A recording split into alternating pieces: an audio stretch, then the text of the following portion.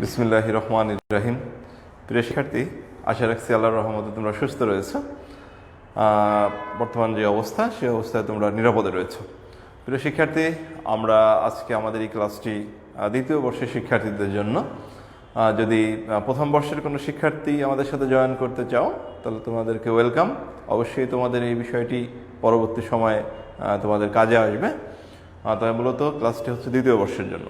তো দ্বিতীয় বর্ষের শিক্ষার্থী, আমরা যে ধারাবাহিক যে আলোচনা করছি, সেখানে আমরা মনোবিজ্ঞান দ্বিতীয় পত্রের আমরা ব্যক্তিত্বের মূল্যায়ন বা পরিমাপ নিয়ে আমরা আলোচনা করছিলাম। গত ক্লাসে আমরা দেখেছি যে একটা পদ্ধতির মধ্য দিয়ে যে কিভাবে ব্যক্তিত্ব মূল্যায়ন করা যায় বা পরিমাপ করা যায় সে সম্পর্কে আমরা দেখেছিলাম। ব্যক্তিত্ব মূল্যায়নে শুধু রোশাক কালিসাব অভিক্ষাই যে শুধুমাত্র একটা মেথড তা কিন্তু নয়, এছাড়াও আরও অনেক পদ্ধতি রয়েছে। সেগুলোর মধ্যে থেকে আরেকটি গুরুত্বপূর্ণ পদ্ধতি রয়েছে, সেটা নিয়েও আমরা আলোচনা করব। সেটা হচ্ছে কাহিনী সংপ্রত্যক্ষণ অভিক্ষা।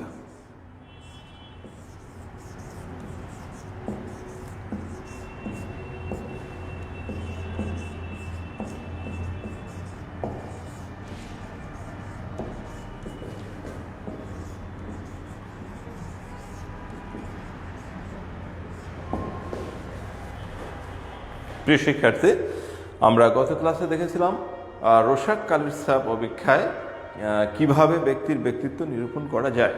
আজকে আমরা দেখব যে কাহিনী সংপ্রত্যক্ষণ অভিক্ষার মাধ্যমে কিভাবে ব্যক্তির ব্যক্তিত্ব নিরূপণ করা যেতে পারে। কাহিনী সংপ্রত্যক্ষণ অভিক্ষাটি 1935 সালে আমেরিকার কিচ্চানো মর্গান এবং এইচ.এ. মারে এই অভিক্ষাটি প্রণয়ন করেন। আমি আবার বলছি, 1935 সালে আমেরিকার কিচ্চানো মর্গান এবং এইচ.এ. মারে এই অভিক্ষাটি প্রণয়ন করেন। এই অভিক্ষায় 20টি কালিসাব বিশিষ্ট কার্ড নিয়ে গঠিত। আমরা দেখেছিলাম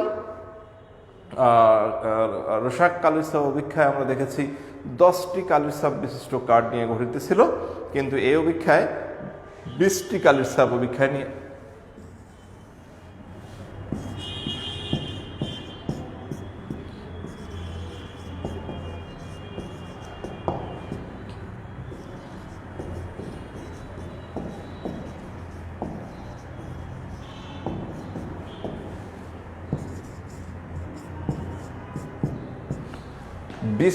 কালিসাব বিশিষ্ট কার্ড আমরা রোশাক কালিসাব অভিক্ষায় আমরা দেখেছিলাম যে সেখানে 10টি কালিসাব বিশিষ্ট কার্ড ছিল এবং অভিক্ষার্থীকে একটি একটি করে কার্ড দেখানো হয়েছিল। তার উপর বেস করে ব্যক্তির ব্যক্তিত্ব নিরূপণ করা হয়েছে। এখানে 20টি কালিসাব বিশিষ্ট কার্ড, এর মধ্যে 19টি কার্ডে ছবি যুক্ত আছে, কিন্তু সেই ছবিগুলো হচ্ছে দ্ব্যর্থবোধক, অস্পষ্ট বা অসংগঠিত। আমি গত ক্লাসেই বলেছিলাম যে ব্যক্তির ব্যক্তিত্ব নিরূপণ করার জন্য যে সমস্ত কার্ডগুলো ব্যবহার করা হয়, সেই কার্ডে কোনো স্পষ্ট ছবি থাকে না, কোনো অর্থবোধক ছবি থাকে না। যেই সমস্ত ছবিগুলো থাকে সেগুলো হচ্ছে দ্ব্যর্থবোধক, অর্থাৎ যার কোনো অর্থ নেই বা যেটা স্পষ্ট করে কোনো কিছু উল্লেখ থাকে না বা বিশৃঙ্খলই বলা যায়। ঠিক তেমনইভাবে এই কাহিনী সংপ্রত্যক্ষণ অভিক্ষায়ও এইচ.এ. মারে ও কিচ্চানো মর্গান তারা 19টি কার্ড ব্যবহার করেছেন। সেই কার্ডগুলোর মধ্যে 20টি কার্ড তারা ব্যবহার করেছেন। সেই কার্ডগুলোর মধ্যে 19টি কার্ডে ছবি ছিল এবং সেই ছবিগুলো দ্ব্যর্থবোধক বা অস্পষ্ট। এখানে সিস্টেমটা হচ্ছে অভিক্ষার্থীকে নিয়ে এসে তাকে সামনে দেখানো হয়, সেই ছবিযুক্ত কার্ড, অস্পষ্ট ছবি, সেগুলো তাকে দেখানো হয়। এখানে ভিন্নতা হচ্ছে রোশাক কালিসাব থেকে একটু ভিন্নতা হচ্ছে যে রোশাক কালিসাবে তাকে কিছু বলতে বলা হয় ছবিগুলো দেখে, যে এটা কিসের ছবি, হ্যাঁ বলতে বলা হয়। কিন্তু এখানে সিস্টেমটা হচ্ছে যে গল্প বলতে বলা হয়, যে এক অভিক্ষার্থী একটা করে ছবি, একটা অস্পষ্ট ছবিযুক্ত কার্ড তার সামনে উপস্থাপন করা হবে। সে সেগুলোকে খুব ভালোভাবে দেখবে, দেখার পর সে ওই কার্ড নিয়ে গল্প তৈরি করবে। জাস্ট এই পার্থক্যটা, এখানে একটু সময় সাপেক্ষর ব্যাপার আছে, যে গল্প লিখতে বা গল্প তৈরি করতে একটু সময়ের ব্যাপার আছে। তাহলে এখানে অভিক্ষার্থী, তাকে একটি করে কার্ড দেখানো হবে, সে একটি করে গল্প তৈরি করবে, এভাবে তাকে 19টি কার্ড দেখানো হবে এবং 19টি গল্প সে লিখবে। বাকি একটি কার্ড, সেই কার্ডটিতে কিন্তু কোনো ছবি নেই, সেটা স্পষ্ট হোক বা অস্পষ্ট হোক, সেখানে কোনো ছবি নেই, কার্ডটি হচ্ছে সাদা বা ফাঁকা। তাহলে এখানে এই কার্ড দেখে কি করবে? এই কার্ড দেখে অভিক্ষার্থীকে বলা হবে যে এই কার্ডে সে নিজে নিজে একটা গল্প তৈরি করবে নিজের মতো করে। সেটা কখন? সেটা হচ্ছে 19টি গল্প বা 19টি কার্ড দেখে গল্প লেখা শেষ হয়ে গেলে, মানে 19টি গল্প বলা বা লেখা শেষ হয়ে গেলে অভিক্ষার্থীকে এই সাদা কার্ডটি বা ফাঁকা কার্ডটি দেখানো হবে। সে এই কার্ডটি দেখে দেখে সে নিজে নিজেই কিছু ছবি কল্পনা করবে মনে মনে, এবং তা দেখে সে গল্প তৈরি করবে। একটু এখানে একটু বৈসাদৃশ্য রয়েছে আগের থেকে। এখানে এই বিষয়তে সে কিভাবে লিখবে, গল্প লেখার ধরনগুলো কি হবে, সে লিখবে ছবিতে কি ঘটছে, ছবিতে লোকগুলো কি ভাবছে, কিভাবে কাহিনীর সৃষ্টি হয়েছিল, এর পরিণতি বা কি, এই বেসিস উপর ভিত্তি করে সে গল্প লেখার চেষ্টা করবে বা গল্প লিখবে। গল্প যে অভিক্ষক যিনি থাকবেন, তা ওনার কাজ হচ্ছে এই গল্পগুলোকে সংরক্ষণ করে রাখা। এখানে একটা বিশেষ কথা আমি বলে রাখি, সেটা হচ্ছে যে শিক্ষার্থীদের উদ্দেশ্যে, যে এভাবে যদি ব্যক্তির ব্যক্তিত্ব নিরূপণ করতে হয়, তাহলে এই গল্পের ভাষাগুলো অভিক্ষককে কিন্তু বুঝতে হবে। কারণ এখানে সেই এসে এই অভিক্ষার্থীর গল্প বুঝতে পারবে না। কারণ এই গল্পগুলোতে যখন অভিক্ষার্থী যখন গল্পগুলো লিখবে, এই গল্পগুলো যখন সংরক্ষণ করা হবে, অভিক্ষক যখন গল্পগুলো মূল্যায়ন করবে, সেই মূল্যায়ন করার জন্য কতগুলো সিস্টেম রয়েছে বা পদ্ধতি রয়েছে, অভিক্ষকের প্রচুর পরিমাণে অভিজ্ঞতার দরকার রয়েছে। এরা হলে কিন্তু অভিক্ষার্থীকে কিন্তু মূল্যায়ন করা কিন্তু সম্ভবপর নয়। তার মানে হচ্ছে যে এখানে আমাদের মূল উদ্দেশ্য হচ্ছে ব্যক্তির ব্যক্তিত্ব সঠিকভাবে মূল্যায়ন করা বা নিরূপণ করা। এর জন্যই কিন্তু এত কিছু। তো সেই কার্ডে অভিক্ষার্থী এই কার্ডগুলোতে যে গল্পগুলো লিখবে, কার্ডগুলো দেখে দেখে সেই গল্পের মধ্যে অভিক্ষার্থীর কিছু আশা আকাঙ্ক্ষা থাকবে, তার মনোভাব থাকবে, তার প্রেরণা থাকবে, তার দ্বন্দ্ব থাকবে, হ্যাঁ, তার পারসেপশন থাকবে। এই বিষয়গুলো ওখান থেকে তুলে আনতে হবে। একজন অভিক্ষকের কাজ হচ্ছে যে অভিক্ষার্থী যেই গল্পগুলো লিখেছে সেই গল্প থেকে এই সিমটমগুলো তুলে নিয়ে আসবে। এরপরে অভিক্ষার্থী সম্পর্কে আমরা কিন্তু তার ব্যক্তিত্ব মূল্যায়ন করতে পারবো। না হলে কিন্তু আমাদের যদি এই বিষয়ে কোনো অভিজ্ঞতা না থাকে, তাহলে কিন্তু আমরা অভিক্ষার্থীর এই মূল্যায়ন করা বা ব্যক্তিত্ব নিরূপণ করা, এটা কিন্তু কোনোভাবেই কিন্তু সম্ভবপর হবে না। প্রেরণাসমূহ, তার দ্বন্দ্বসমূহ খুঁজে বের করতে হবে গল্পের মধ্যে। হ্যাঁ, যেমন একজন গবেষক সে কিছু অভিক্ষার্থীকে নিয়ে গবেষণা শুরু করলেন। গবেষণা চলছে, হ্যাঁ, চলতেই আছে। অনেকক্ষণ গবেষণা করার পর যখন তারা একেবারেই ক্লান্ত, তখন তাদের একটা পরীক্ষা নেওয়া হলো।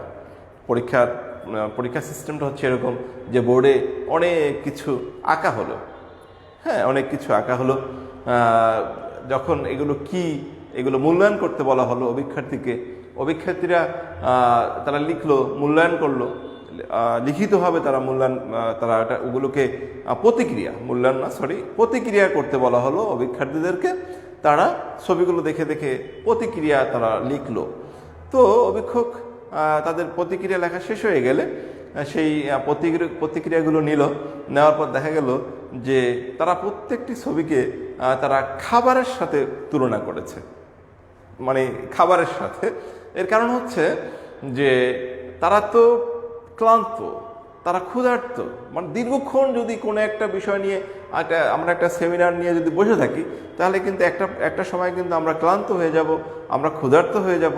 তাহলে দেখা গেল যে সেখানে তার ব্যক্তির যেই তার যে মুভমেন্টটা, সেটা কোন দিকে? হ্যাঁ, ব্যক্তির মুভমেন্টটা তখন, যেহেতু সে ক্ষুধার্ত, সে খাবারের দিকে কিন্তু ধাবিত হবে। তার মানে হচ্ছে যে আমরা এই সামাজিক পর্যায়ে আমাদের যে ব্যক্তিত্ব আমরা ফুটিয়ে তুলি, এটা আমাদের যে চাহিদাগুলো আছে, এই চাহিদার উপর ভিত্তি করে কিন্তু আমাদের ব্যক্তিত্বগুলো আমরা ফুটিয়ে তোলার চেষ্টা করি। এখানে একটা বড় একটা বিষয় থাকে, সেটা হচ্ছে শিক্ষা। শিক্ষা আমার ব্যক্তিত্বকে আলাদাভাবে ফুটিয়ে তোলার জন্য সাহায্য করে থাকে। যেই বিষয়ে সেটা যে বিষয়ে শিক্ষা হোক না কেন, হ্যাঁ, আমি যদি একটা নির্দিষ্ট বিষয়ে শিক্ষা লাভ করি, তাহলে সেই বিষয়ে আমার ব্যক্তিত্বটাকে আমি কিন্তু অন্যভাবে, ভালোভাবে, সামাজিকভাবে, সমাজীকরণের যেই মাধ্যম সিস্টেমগুলো রয়েছে, সেই সিস্টেমে আমি ফুটিয়ে তোলার চেষ্টা থাকবে আমার। কিন্তু ওই বিষয়ে যদি আমার শিক্ষা না থাকে, ওই বিষয়ে যদি আমার জ্ঞান না থাকে, তাহলে কিন্তু আমি ওইভাবে আমার ব্যক্তিত্বটাকে ফুটিয়ে তুলতে পারবো না। তো যাই হোক, তাহলে যে কোনো নির্দিষ্ট বিষয় কিন্তু আমার ব্যক্তিত্বটাকে যদি আমি ফুটিয়ে তুলতে চাই, তাহলে কিন্তু ওই বিষয়ে আমার শিক্ষা প্রয়োজন রয়েছে। আমরা জ্ঞান অর্জন না করে যদি ওই বিষয়ে আমরা আমাদের ব্যক্তিত্বটাকে ফুটিয়ে তুলতে চাই, সেক্ষেত্রে আমার নিজস্ব ব্যক্তিত্বের সাথে আমার ওখানকার ওই আচরণের একটা তারতম্য কিন্তু অনেকেই খুঁজে পাবে বা চোখে পড়বে। এই জন্য আমার প্রধান কাজ হচ্ছে যে ওই নির্দিষ্ট বিষয়ে আমার শিক্ষা লাভ করা। যদি কোথাও আমরা যাই, কোনো একটা সেমিনারে হোক বা যেখানেই হোক, যদি আমরা যাই, তো তাহলে ওই সেমিনারের যে কি বিষয়ে সেমিনার, ওই নির্দিষ্ট বিষয়ে আমি যদি একটু জ্ঞান লাভ করে যাই, তাহলে আমাকে ওখানে যদি আমি দর্শকও হই, তাহলে ওই বিষয়ের সাথে, ওই সেমিনারের সাথে আমি নিজেকে কিন্তু ফুটিয়ে তুলতে পারবো, আমার ব্যক্তিত্বটা কিন্তু ফুটে উঠবে। এজন্য শিক্ষাটা খুব গুরুত্বপূর্ণ একটা বিষয়। যাই হোক, তাহলে আমরা যেটা জানলাম সেটা হচ্ছে যে ব্যক্তিত্বের মূল্যায়ন বা পরিমাপের জন্য প্রক্ষেপণমূলক অভিক্ষা দুইটি রয়েছে। একটি হচ্ছে রোশাক-কালিসাব অভিক্ষা, আরেকটি হচ্ছে কাহিনী সংকলন অভিক্ষা। রোশাক-কালিসাব অভিক্ষায় 10টি কার্ড নিয়ে ব্যক্তিত্ব মূল্যায়ন করা হয়, আর কাহিনী সংকলন অভিক্ষায় 20টি বিশিষ্ট কার্ড নিয়ে ব্যক্তিত্ব মূল্যায়ন করা হয়ে থাকে। আমরা শিক্ষার্থী, আমরা আরেকটা বিষয় বলেছিলাম যে ব্যক্তির ব্যক্তিত্ব মূল্যায়ন করার জন্য প্রক্ষেপণমূলক অভিক্ষার পাশাপাশি আরেকটি অভিক্ষা রয়েছে, সেটা হচ্ছে অপ্রক্ষেপণমূলক অভিক্ষা।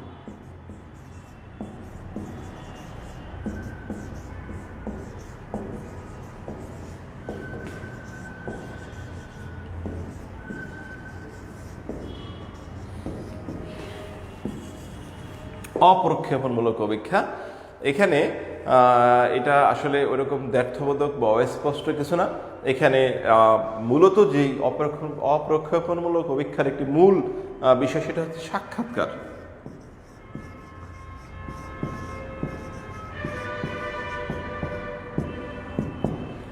অপ্রক্ষেপণমূলক অভিক্ষার ব্যক্তির ব্যক্তিত্ব মূল্যায়ন করার জন্য যে পদ্ধতিগুলো রয়েছে, এর মধ্যে সাক্ষাৎকার পদ্ধতি কিন্তু খুব গুরুত্বপূর্ণ। এবং প্রক্ষেপণের মধ্যে কিন্তু একটু পার্থক্য রয়েছে। সেটা হচ্ছে প্রক্ষেপণমূলক অভিক্ষায় এখানে ব্যক্তিকে অভিক্ষার্থী হিসাবে অভিক্ষকের সামনাসামনি এসে তাকে প্রতিক্রিয়া করতে হয়। এখানেও সাক্ষাৎকার পদ্ধতিতেও ব্যক্তিকে, আমরা জানি সাক্ষাৎকার, ইন্টারভিউ, ভাইবা যাই বলি না কেন, সেখানেও কিন্তু ব্যক্তিকে ফেস করতে হয়। হ্যাঁ, সেখানে অনেক যারা ভাইবাটা নেয়, সেখানে কয়েক সদস্য বিশিষ্ট 7 সদস্য বা 11 সদস্য বিশিষ্ট থাকে, তাদের সামনে কিন্তু ব্যক্তিকে কিন্তু ফেস করতে হয় বা ভাইবা দিতে হয় বা ইন্টারভিউ দিতে হয়। কিন্তু প্রক্ষেপণমূলক অভিক্ষায় ব্যক্তির সামনে ব্যক্তিকে যা দিয়ে মূল্যায়ন করা হয় তা হচ্ছে অস্পষ্ট কার্ড বা দ্ব্যর্থবোধক কার্ড বা ছবি। কিন্তু এখানে সাক্ষাৎকার পদ্ধতিতে কিন্তু সেরকম না। সাক্ষাৎকার কয়েক ধরনের সাক্ষাৎকারের মাধ্যমে ব্যক্তির ব্যক্তিত্ব মূল্যায়ন করা হয়। এর মধ্যে প্রথমে যেটা রয়েছে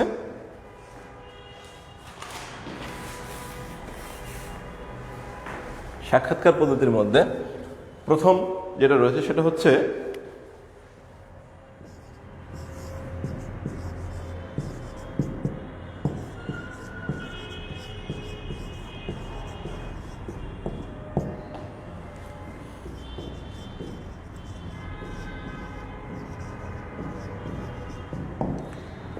পূর্ব নির্ধারিত সাক্ষাৎকার। এখানে যে সাক্ষাৎকারটা নেওয়া হবে এটা একটা সিলেবাস সিস্টেম, যে যে সাক্ষাৎকার দিবে তাকে ওই সাক্ষাৎকার সম্পর্কে একটা সিলেবাস দেওয়া হবে। হ্যাঁ, পূর্বেই ব্যক্তি জানবে যে এই বিষয়ের উপর বা এই টপিকের উপর আমাকে ভাইবা দিতে হবে। হ্যাঁ, তাকে আগেই সিলেবাসটা দিয়ে দেওয়া হবে। যেমন তোমরা যখন পরীক্ষা দাও, পরীক্ষার পূর্বে কিন্তু তোমাদেরকে একটা সিলেবাস দিয়ে দেওয়া হয় যে এই বিষয় থেকে কিন্তু তোমাদেরকে প্রশ্ন করা হবে বা এই চ্যাপ্টার থেকে কিন্তু তোমাদেরকে প্রশ্ন করা হবে। হ্যাঁ, প্রতিটি পরীক্ষার যে আমরা যে অনলাইন টেস্ট তোমাদের নিচ্ছি সেখানে কিন্তু তোমাদেরকে পরীক্ষার আগে যেমন রুটিন দেওয়া হয়, রুটিনের ইয়াতে দেখবে একটা অপশন রয়েছে, সেখানে সিলেবাস অপশন, যে এই অধ্যায় থেকে তোমাদেরকে পরীক্ষা প্রশ্ন করা হবে। এটা পূর্ব নির্ধারিত সাক্ষাৎকারের মতোই। তো ঠিক পূর্ব নির্ধারিত সাক্ষাৎকারও এই সেম সিস্টেমটা, সেখানে ব্যক্তি জানবে যে আমাকে এই টপিক থেকে প্রশ্ন করা হবে। তো এখানে এইভাবে সেই জানাকৃত বিষয় থেকেই বা সিলেবাস ভিত্তিক বিষয় থেকেই ব্যক্তি কিভাবে নিজেকে ফুটিয়ে তুলতে পারে বা কতটা স্বতঃস্ফূর্তভাবে সে উত্তর দিতে পারে তার উপর ভিত্তি করে কিন্তু ব্যক্তির ব্যক্তিত্ব নিরূপণ করা হবে। এরপরে 2 নম্বর হচ্ছে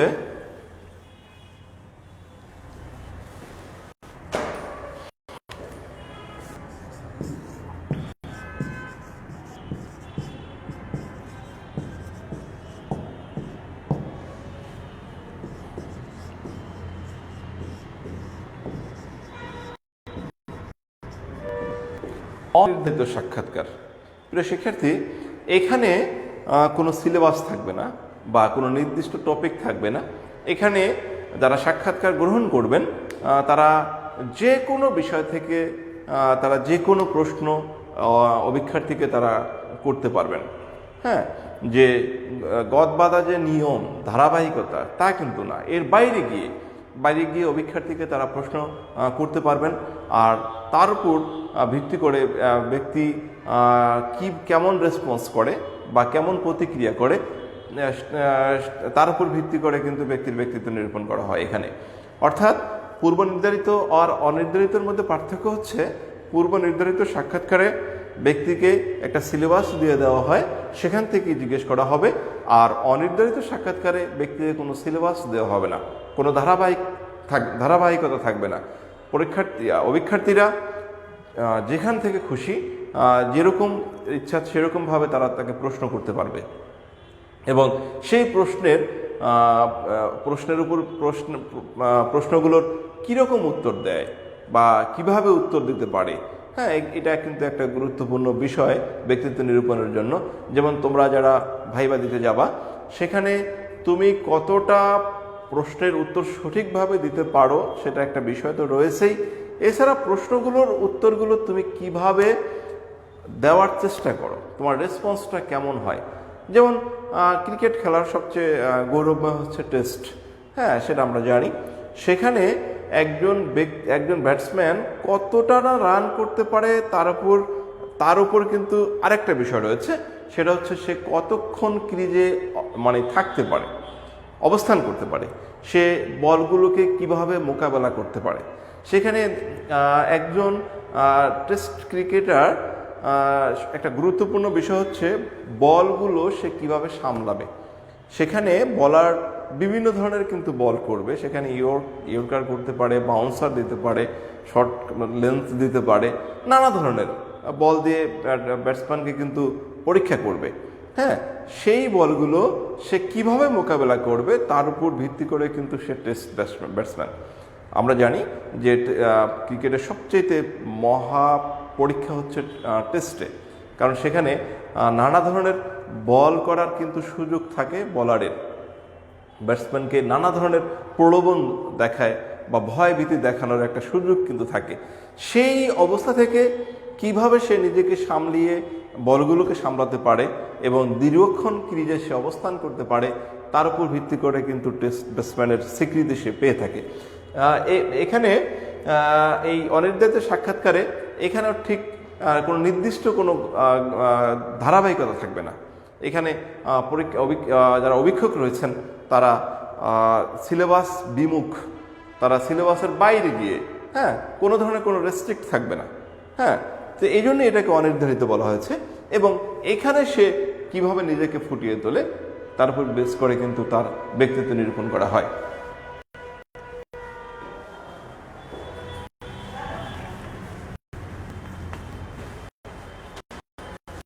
এরপরে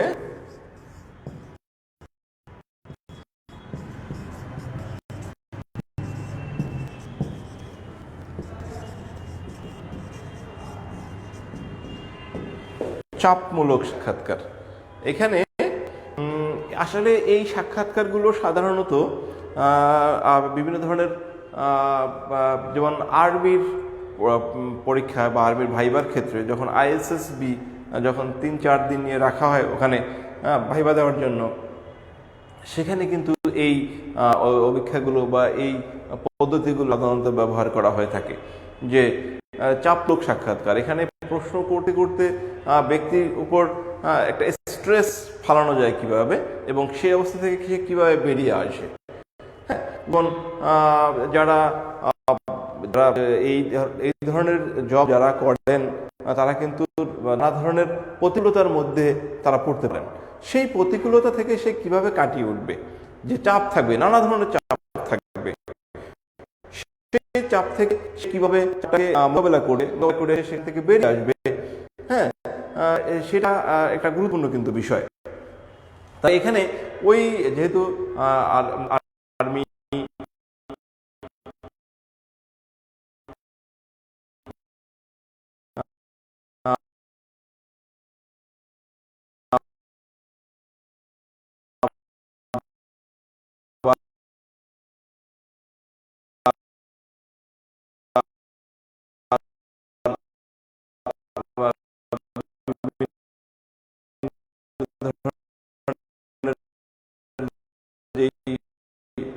বাহিনীগুলো রয়েছে সেই বাহিনী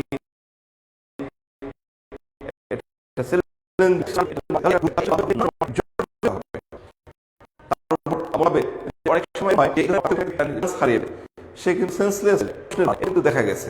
তাহলে কিন্তু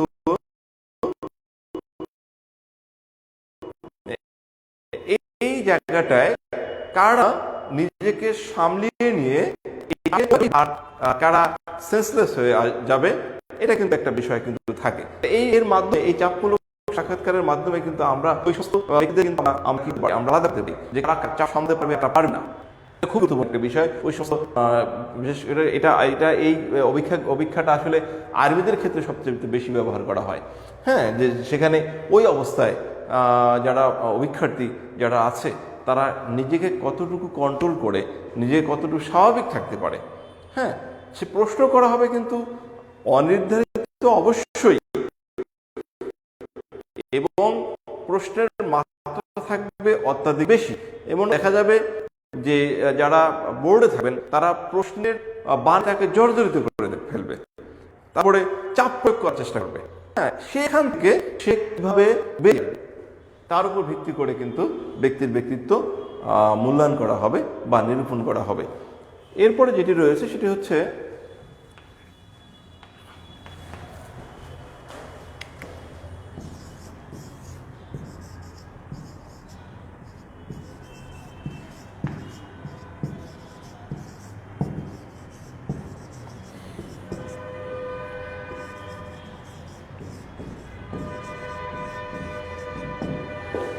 ক্লান্তিমূলক সাক্ষাৎকার। ক্লান্তি আমরা জানি যে সাধারণত ভাইবা বোর্ডে যখন প্রেজেন্ট হয় কেউ, তখন তার মধ্যে কিন্তু এক ধরনের একটা ভয় বা ভীতি কাজ করে থাকে। কেউ চায় না যে ভাইবা বোর্ডে বেশিক্ষণ সময় সে অবস্থান করুক বা তাকে ধরে রাখুক, কিন্তু এখানে তাকে একটা ধরে রাখার প্রবণতা দেখা দেয়। দীর্ঘক্ষণ যাবৎ তাকে প্রশ্ন করা হয় হ্যাঁ, প্রশ্ন করতে করতে করতে করতে তাকে ক্লান্ত করে ফেলার চেষ্টা থাকে, সে ওই অবস্থায় কিভাবে প্রশ্নের উত্তর দিতে পারে বা কিভাবে প্রশ্নের উত্তর দেয় সেটা কিন্তু যাচাই বাছাই করা হয় বা তার উপর মূল্যায়ন করে কিন্তু ব্যক্তি নিরূপণ করা হয়। মূল কথা হচ্ছে এখানে ব্যক্তিকে ক্লান্ত করে ফেলা। হ্যাঁ, আমরা যখন দীর্ঘক্ষণ কাজ করি তখন কিন্তু আমরা ক্লান্ত হয়ে যাই। একটানা যদি দীর্ঘক্ষণ আমরা পড়াশোনা করি তাহলেও কিন্তু আমরা ক্লান্ত হই। একজন কৃষক যখন অনেকক্ষণ সে মাঠে কাজ করে তখনও কিন্তু সে ক্লান্ত হয়ে যায়। হ্যাঁ, আমরা দেখি যে মাঠের পাশে এসে গাছের ছায়ায় বসে সে একটু জিরিয়ে নেয়, একটু বিশ্রাম নেয়। আমরা জানি যে কাজের একটা অংশ হচ্ছে বিশ্রাম। আমরা যদি বিশ্রাম না নিয়ে যদি দীর্ঘক্ষণ কাজ করতে থাকি তাহলে কিন্তু আমাদের শরীরে এবং ব্রেনে একটা চাপ পড়ে। হ্যাঁ, সেই চাপে কিন্তু আমরা অনেক সময় আমরা সেন্সলেস হয়ে যাওয়ার কিন্তু একটা সুযোগ থাকে। তো এখানেও ব্যক্তিকে দীর্ঘক্ষণ যাবৎ প্রশ্ন করা হবে। আর যেহেতু এটা ভাইভা বোর্ড বলতেই আমরা মনে করি একটা ভয়ের জায়গা। হ্যাঁ, এখানে অনেক জানাকৃত বিষয়গুলোই আমরা ভুলে যাই। এমনও দেখা গেছে যে কোনো একটা বিষয় ওই ভাইভা বোর্ডে আমরা উপস্থিত হওয়ার আগে আমার খুব ভালো জ্ঞান আছে ওই বিষয়ে, আমি বলতে পারছি, কিন্তু ওখানে গিয়ে যখন ওই বিষয়টা আমাকে প্রশ্ন করা হয় তখন কিন্তু আমি একেবারে বেমালুম ভুলে গেছি। আবার ভাইভা বোর্ড থেকে বেরিয়ে আবার ওই জিনিসটা মনে পড়ে যায়। এটা কিন্তু আমাদের হয়, একটা ভয়ের জায়গা হিসেবে আমরা এটা নেই। কিন্তু সবচেয়ে বড় বিষয়টা হচ্ছে সাহসিকতা। এখানে যে বিষয়টা মূল্যায়ন করা হবে, যে বিষয়টা দেখা হবে যে এই অবস্থায় তার কতটুকু পরিমাণ সাহস থাকে। যারা সাহসী তারা কিন্তু খুব সুন্দরভাবে হাসি মুখে উত্তর দিয়ে যায় এবং ক্লান্ত বোধ তাদের মধ্যে আসে না। কিন্তু যাদের সাহস একটু কম থাকে, ভয়ভীতি একটু বেশি থাকে, তারা কিন্তু এই জায়গাটায় কিন্তু তারা হারিয়ে ফেলে, তারা নিজেকে হারিয়ে ফেলে। তখন কিন্তু আর প্রশ্নের উত্তর দেওয়ার সুযোগটা থাকে না, সে সেন্সলেস হয়ে যায়। তো যাই হোক, তাহলে এই ক্লান্তিমূলক সাক্ষাৎকারে আমরা জানলাম যে ব্যক্তিকে একেবারেই প্রশ্নের বাণে জর্জরিত করা হয়, তো অবশ্যই এরপর দীর্ঘক্ষণ সময় যাবৎ তাকে প্রশ্ন করা হয় এবং প্রশ্ন করতে করতে করতে করতে সে যখন ক্লান্ত তাকে ছেয়ে ফেলে বা ক্লান্তি তাকে যখন ছেয়ে ফেলে, সেই অবস্থায় সে কিভাবে প্রশ্নের উত্তরগুলো দিতে পারে তার উপর ভিত্তি করে তার ব্যক্তিত্ব মূল্যায়ন করা হয়। তো প্রিয় শিক্ষার্থী, আমরা প্রক্ষেপণমূলক অপেক্ষা জানলাম, আমরা অপ্রক্ষেপণমূলক অপেক্ষাও আমরা জানলাম। আমরা আগামী ক্লাসগুলোতে আমরা ব্যক্তিত্ব মূল্যায়নের অন্য সিস্টেমে, অন্য ওয়েতে কিভাবে ব্যক্তিত্ব মূল্যায়ন করা যায় সেটা হচ্ছে যে তার শারীরিক কাঠামোর উপর ভিত্তি করে, তার দৈহিক গড়নের উপর ভিত্তি করে ব্যক্তির ব্যক্তিত্ব কেমন হয় বা কেমন ব্যক্তিত্বের অধিকারী হয় সেটা আমরা জানার চেষ্টা করব। তো আজকে এ পর্যন্তই, সবাইকে ধন্যবাদ।